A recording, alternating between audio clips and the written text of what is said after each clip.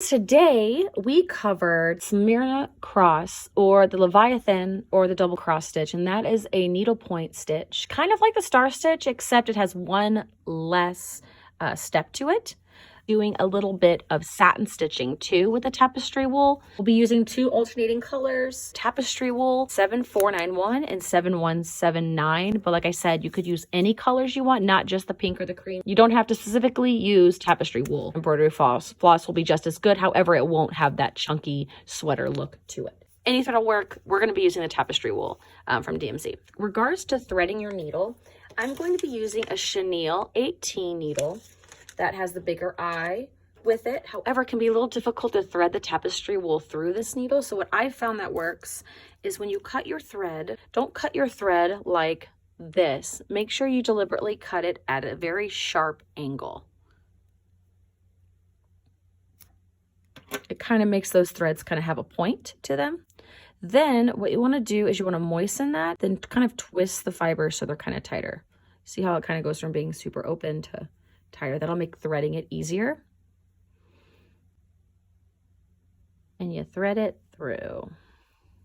Ta-da! I'm gonna be doing a little bit of satin stitching here to kind of get warmed up with the tapestry wool. Standard vertical satin stitch.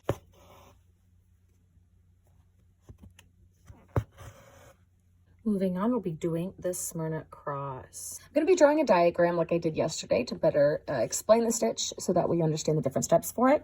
It's going to be kind of like the star stitch. You're going to do a diagonal cross. You're going to make sure that all of your stitches are the same length on this one, guys. So you have A to B, then C to D, okay? Then you do your vertical,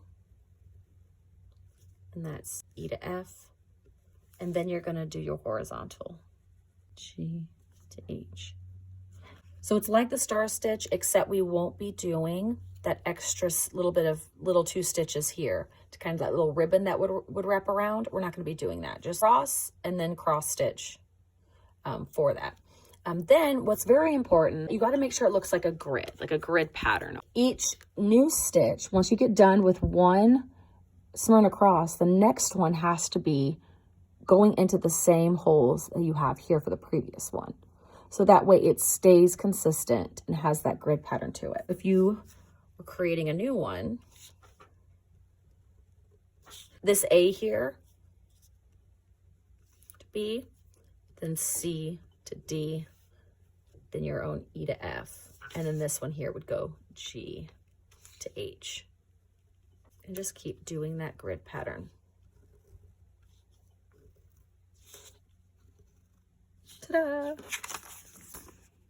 Now you can keep the colors in each row, kind of like what I've done here, or if you have more time and more patience, you could do a checkered pattern. And so do like 1 pink, 1 cream, 1 pink, 1 cream, whatever works for you. You also could just do it all in one color. You don't have to do 2 colors. Kind of make up your own type of sweater if you want.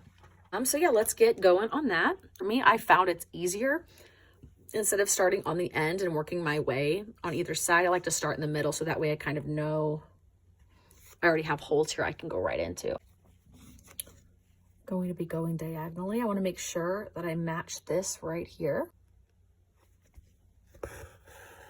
I'm going to start up there and see this other hole here so that way I can know exactly where to come out. And then I can go here. Then I can come here, using the previous row as my guide. Make sure you're doing the steps the same way each time. Make sure that you do each step of this the exact same to have that consistent pattern. And now that I have that laid, start here and then go here. I'm going into this hole here, which was the end point for this one and this one, to be like my new top right corner. And then I can go in here. Do the same there.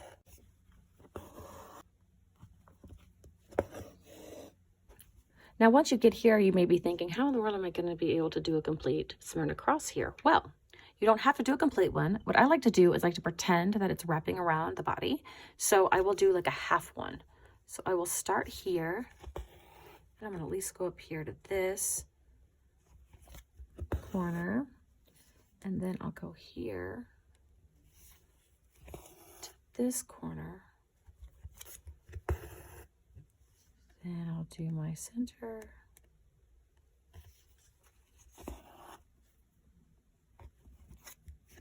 And as long as this last stitch matches this row, you should be fine and good to go.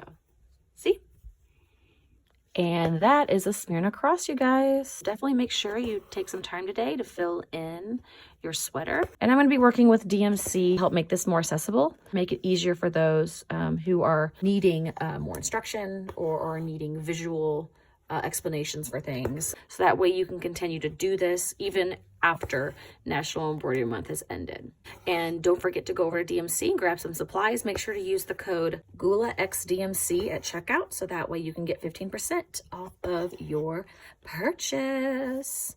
I will see you guys tomorrow bright and early. We will be doing the cable stitch, so that'll be a fun little one to do to kind of fill in the pants here of the pattern. But yeah, hope you guys have a wonderful rest of your day and get stitchy, okay? You got time still. Make it happen. All right, see you tomorrow.